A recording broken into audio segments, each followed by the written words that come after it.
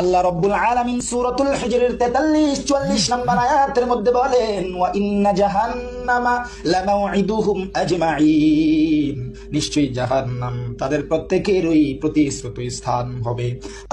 এ বন্ধু, হাফিজুরের দালালি ছাড়ো। আল্লাহ তাআলা এত নাজ নিয়ামত দান করছে, এত সুন্দর কণ্ঠ দান করছে, কারো দালালি করার জন্য না, একমাত্র জন্য বলি। কারো দালালি করার দরকার নাই, কারো সুর নকল করার দরকার নাই। আল্লাহ তোমার যে সুর দিচ্ছে, ওই সুরটা নিয়ে সন্তুষ্ট থাকো। এরে, তুই যে আমারে নসিহত করলি, তোর গলায় তো হাফিজুরের আওয়াজ শোনা যায়। তুইও তো হাফিজুরের দালালি কইরা কইরা আরেকজনের নসিহত দেস না, না,